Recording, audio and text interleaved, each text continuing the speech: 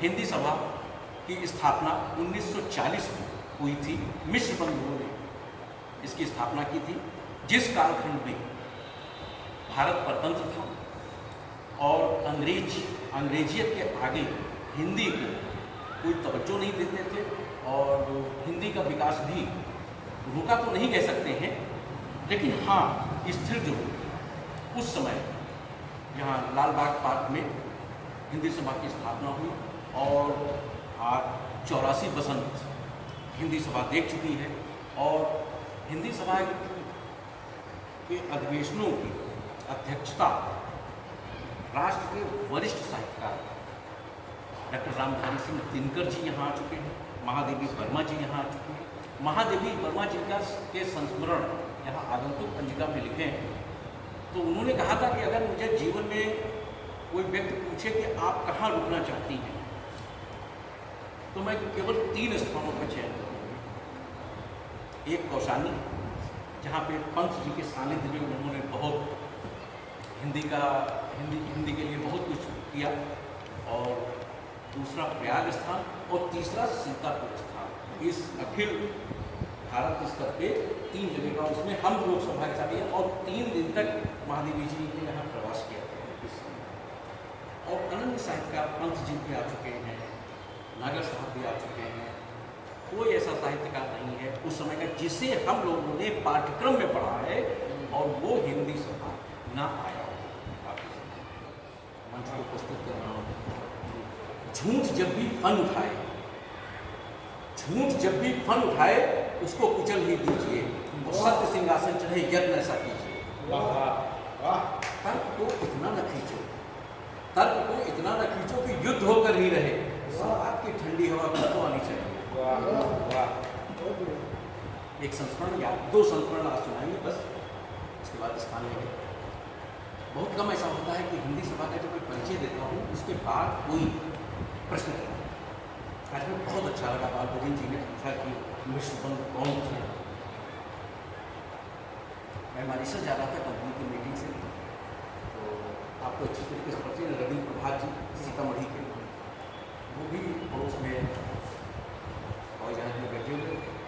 तो हवाई जहाज का कल्चर ये होता है कि सब बड़े आदमी होते हैं तो एक दूसरे से बात नहीं करते हैं और तने तने से बड़ा गरिमामयी व्यक्ति बनाए हुए बैठे थे। उसमें मैं गाजर का एक देहाती बैठा हुआ था। तो थोड़ी देर बाद जो छोटा सा बैग साथ में रहता ऊपर से निकाला और हिंदी सभा का इतिहास उसका हमने निकाला। वो सो रहे, मुंबई से जब हवाई जहाज उड़ा तो वो सोने लगे, सो रहे। उसके बाद हम पीछे गए, लौट के आए, देखा मेरी पुस्तक पर पुस्तक का उन्होंने अपहरण कर लिया। मैंने आके अपनी सीट पे बैठा। फिर आधे पौन घंटे के बाद उन्हें एहसास हुआ कि पड़ोसी आ गया है, तो ये पुस्तक नहीं की है। तो उन्होंने कहा कि माफ़ी चाहता हूँ और ये पुस्तक हम आपको देंगे नहीं, वापस नहीं करेंगे। रविंद्र भाजी पहली मुलाकात, ठीक है आप रख लीजिए। और उस समय कश्मीर 370 उपन्यास उनका निकलने ही वाला था और कहा कि इसके एवज में हम आपको 2-3 पुस्तकें और देंगे। फिर हमारी संस्था हमारे उनकी बहुत अच्छी बात हुई और हिंदी सभा के बारे में ही वो पूरे रास्ते पूरी अपनी वो किया और उसमें 2 लोगों का नाम खास तौर से लिया।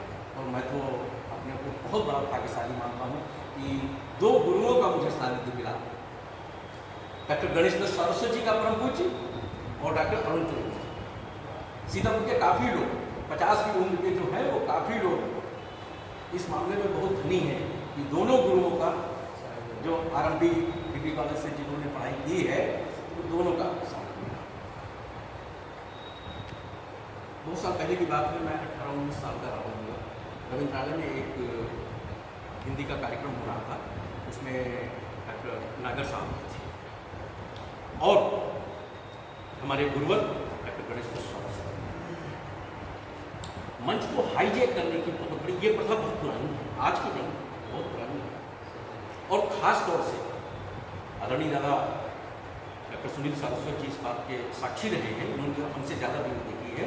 उस जमाने में भी जो मूर्धन्य साहित्यकार होते थे वो मंच हाईजैक करते थे। संचालक अगर उनसे कनिष्ठ है तो संचालक बिल्कुल निगृण हो जाता था और मंच पर वो अपनी तानाशाही का पूरा पूरा प्रदर्शन करते थे उस समय के वयोवृद्ध साहित्यकार। बेटा मैं खास तौर से आपको बताना चाहता हूँ कि ये हिंदी सभा का नरोत्तम सभा का ये वो पवित्र मंच है जिसका विरोध, नागर जी का विरोध करने का साहस हिंदुस्तान में किसी साहित्यकार में उस समय नहीं था।